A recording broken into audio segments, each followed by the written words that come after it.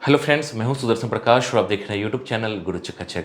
दोस्तों, हर कोई चाहता है एक ऐसी सरकारी नौकरी जो इज्जत भी दे, अच्छी सैलरी भी दे और फ्यूचर भी सिक्योर करे। और बैंक पीओ वही सपना है जिसे हर साल लाखों लोग देखते हैं। लेकिन सपना पूरा तब होता है जब सही जानकारी और सही तैयारी आपके पास हो। इस वीडियो में हम आपको स्टेप बाय स्टेप बताएंगे बैंक पीओ क्या होता है, बैंक पीओ कैसे बने, कौन कौन से एग्जाम्स देने होते हैं, क्या एलिजिबिलिटी होती है, सिलेबस कैसा आता है और प्रिपरेशन कैसे करनी चाहिए ताकि आपका पहला ही अटैम्प्ट सफल हो जाए। सब कुछ मिलेगा आसान भाषा में, बिना घुमा फिरा के। तो अगर आप भी बैंक ऑफिसर बनना चाहते हैं तो इस वीडियो को आखिर तक जरूर देखिए, क्योंकि यहीं से शुरू होगी आपके सपनों की उड़ान। तो चलिए शुरू करते हैं और सबसे पहले जानते हैं बैंक पीओ होता क्या है। दोस्तों, बैंक पीओ यानी बैंक प्रोबेशनरी ऑफिसर बैंक का एक ऐसा ऑफिसर होता है जो शुरुआत में ट्रेनिंग पर होता है और बाद में उसे ब्रांच की पूरी जिम्मेदारी दी जाती है। दोस्तों, ये पोस्ट किसी भी बैंक की सबसे प्रतिष्ठित एंट्री लेवल ऑफिसर पोस्ट होती है, जहां आपको account handling, loan processing, customer service और टीम मैनेजमेंट जैसे काम करने होते हैं। पीओ को प्रमोशन जल्दी मिलते हैं और कुछ ही सालों में आप मैनेजर तक बन सकते हो। अगर आप एक सेफ, सिक्योर और रिस्पेक्टेबल करियर चाहते हो तो बैंक पीओ आपके लिए एक बढ़िया मौका है। बस सही तैयारी की जरूरत होती है। इसके बाद जानेंगे कौन कौन से बैंक पीओ की भर्ती करते हैं। दोस्तों, बैंक पीओ की भर्ती इंडिया में कई बड़े सरकारी और कुछ निजी बैंक करते हैं, लेकिन तीन सबसे बड़े नाम हैं आईबीपीएस, एसबीआई और आरबीआई। सबसे पहले बात करते हैं आईबीपीएस पीओ की। ये हर साल एक कॉमन एग्जाम के जरिए लगभग 11 सरकारी बैंकों में पीओ की भर्ती करता है, जैसे Punjab national bank, Canara bank, bank of Baroda, union bank, bank of India वगैरह। फिर आता है एसबीआई पीओ, जो स्टेट बैंक ऑफ इंडिया खुद कंडक्ट करता है। ये थोड़ा टफ होता है, लेकिन इसकी सैलरी और फैसिलिटीज भी सबसे बेस्ट होती है। इसके बाद है आरबीआई ग्रेड बी ऑफिसर, जो पीओ से एक लेवल ऊपर की पोस्ट होती है और इसमें सिलेक्शन थोड़ा मुश्किल होता है, लेकिन ग्रोथ ज़बरदस्त है। दोस्तों, ये एग्ज़ाम्स हर साल आते हैं, बस ज़रूरत है सही प्लानिंग और मेहनत की, ताकि आप भी इन बैंकों में ऑफिसर बन सकें। इसके बाद जानेंगे बैंक पीओ के लिए क्वालिफिकेशन क्या चाहिए। दोस्तों, बैंक पीओ बनने के लिए आपके पास ग्रेजुएशन की डिग्री होनी चाहिए, वो भी किसी भी स्ट्रीम से और किसी रिकॉग्नाइज्ड यूनिवर्सिटी से। आप बीए, बीकॉम, बीएससी, बीबीए या कोई भी यूजी कोर्स किए हो, कोई फर्क नहीं पड़ता। इसमें किसी भी सब्जेक्ट या परसेंटेज की कोई बाध्यता नहीं होती। तो दोस्तों, अगर आप ग्रेजुएशन के आखिरी साल में भी हो तो बिना डरे तैयारी शुरू कर दो, क्योंकि मौका आपका इंतजार कर रहा है। इसके बाद जानेंगे एज लिमिट क्या चाहिए। दोस्तों, बैंक पीओ बनने के लिए एज लिमिट की बात करें तो आईबीपीएस पीओ, एसबीआई पीओ जैसे एग्जाम के लिए मिनिमम एज 20 साल और मैक्सिमम एज 30 साल होनी चाहिए। यानी आपकी उम्र एग्जाम के समय इस रेंज में फिट होनी चाहिए। वहीं आरबीआई ग्रेड बी ऑफिसर के लिए एज लिमिट थोड़ी अलग होती है। इसमें मिनिमम एज 21 साल और मैक्सिमम 30 साल होती है, लेकिन कुछ पोस्ट में अपर एज लिमिट 32 साल तक भी जा सकती है। दोस्तों, रिजर्व कैटेगरी को हर एग्जाम में छूट मिलती है। एससी एसटी को 5 साल, ओबीसी को 3 साल, पीडब्ल्यूडी कैंडिडेट्स को 10 साल और एक्स सर्विसमैन को अलग अलग नियमों के तहत रिलैक्सेशन दिया जाता है। हर साल नोटिफिकेशन में एज कैलकुलेट करने की एग्जैक्ट डेट दी जाती है, इसलिए उसे ध्यान से पढ़ना जरूरी होता है। अगर आप ग्रेजुएशन कर चुके हो या फाइनल ईयर में हो तो एज लिमिट में आते हो तो ये मौका मत छोड़ना। इसके बाद जानेंगे बैंक पीओ के एग्जाम में सिलेक्शन कैसे होता है। दोस्तों, बैंक पीओ की भर्ती 3 स्टेज में होती है: प्रीलिम्स, मेंस और इंटरव्यू।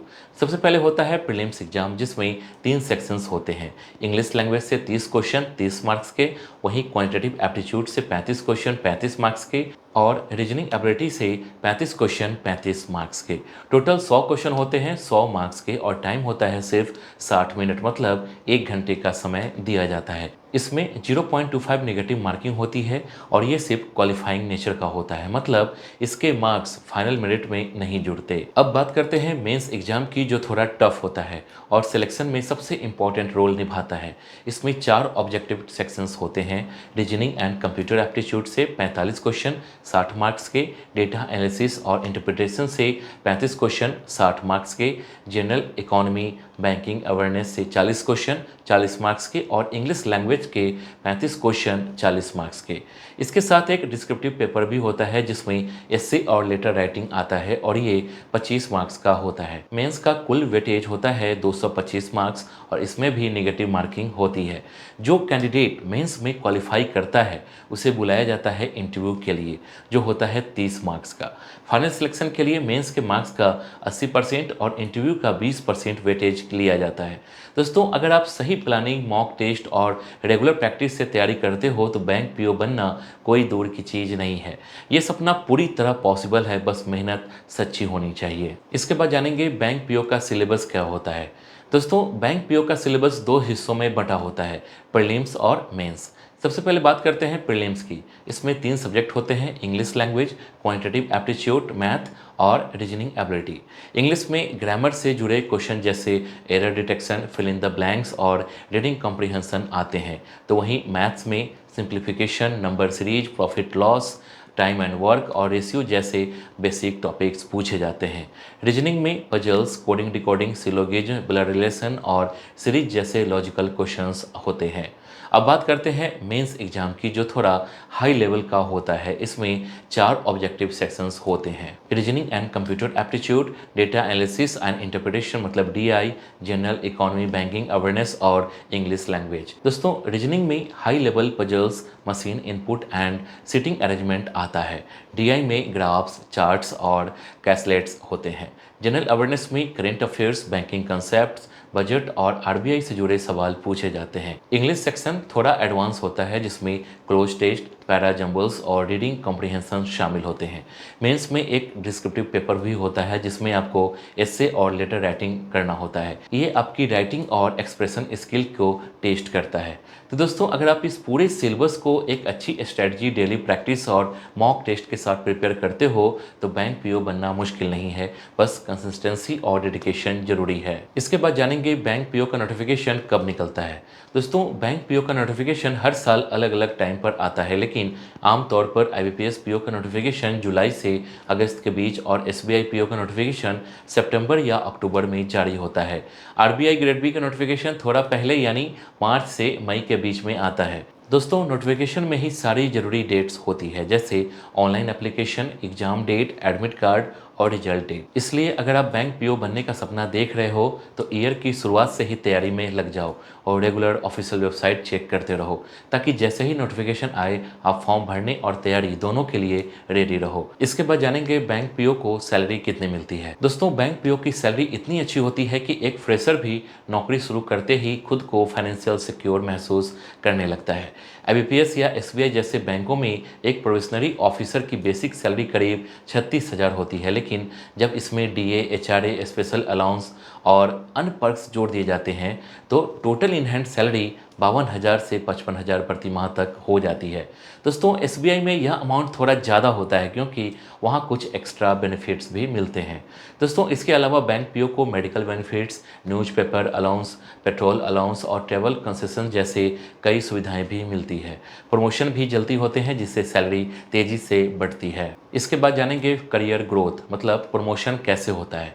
दोस्तों, बैंक पीओ की जॉब सिर्फ सैलरी तक सीमित नहीं है, इसमें करियर ग्रोथ भी ज़बरदस्त होती है और प्रमोशन का पूरा सिस्टम एकदम क्लियर और फास्ट होता है। सबसे पहले आप प्रोबेशनरी ऑफिसर बनते हो, फिर कुछ सालों में परफॉर्मेंस और इंटरनल एग्जाम के आधार पर असिस्टेंट मैनेजर, फिर ब्रांच मैनेजर और उसके बाद senior manager, chief manager, AGM, DGM और आगे चलकर जीएम तक पहुंच सकते हो। दोस्तों, कई ऑफिसर तो मेहनत और लगन से ईडी मतलब एग्जीक्यूटिव डायरेक्टर और CMD, chairman and managing director जैसे टॉप पदों तक भी पहुंच जाते हैं। दोस्तों, प्रमोशन के लिए bank time to time internal exam और इंटरव्यू रखता है जिसमें सिलेक्शन फेयर और ट्रांसपेरेंट होता है। इसके बाद लास्ट में जानेंगे प्रिपरेशन स्टडी मतलब बैंक पीओ की तैयारी कैसे करें। दोस्तों, बैंक पीओ की तैयारी करने के लिए सबसे ज़रूरी है एक स्ट्रॉन्ग स्ट्रैटेजी और डेली रूटीन बनाना। सबसे पहले प्रीलिम्स और मेंस दोनों का सिलेबस अच्छे से समझो। समझो और हर सब्जेक्ट को रोज़ थोड़ा थोड़ा पढ़ो। जैसे इंग्लिश के लिए डेली रीडिंग करो, क्वांटिटेटिव एप्टीट्यूड के लिए फार्मूलाज और ट्रिक्स याद रखो और रीजनिंग के लिए पजल्स प्रैक्टिस करो। साथ ही जनरल अवेयरनेस के लिए रोज़ करेंट अफेयर्स पढ़ना शुरू कर दो। दोस्तों हर हफ्ते मॉक टेस्ट दो और उसके एनालिसिस से अपनी गलतियां पकड़ो। दोस्तों डिस्क्रिप्टिव पेपर की प्रैक्टिस भी टाइम पर शुरू कर दो। सबसे ज़रूरी बात, कंसिस्टेंसी बनाए रखो और एक टाइम टेबल के हिसाब से चलो, तभी सफलता पक्की होगी। तो दोस्तों अब आप जान चुके होंगे कि बैंक पीओ बनने के लिए क्या क्या करना पड़ता है। क्वालिफिकेशन से लेकर exam pattern, preparation, strategy, salary और करियर ग्रोथ तक। अगर आपका सपना है एक सरकारी बैंक ऑफिसर बनने का, तो आज से ही तैयारी शुरू कर दीजिए। सही दिशा में मेहनत करेंगे तो सिलेक्शन पक्का है। अगर वीडियो अच्छा लगा हो तो लाइक, शेयर और कमेंट जरूर करना, ताकि और भी दोस्तों को ये जानकारी मिल सके। और हाँ, ऐसे ही करियर और गवर्नमेंट जॉब से जुड़े वीडियोज के लिए चैनल को सब्सक्राइब जरूर कर लेना। मिलते हैं अगले वीडियो में, तब तक के लिए ऑल द बेस्ट और हैप्पी लर्निंग।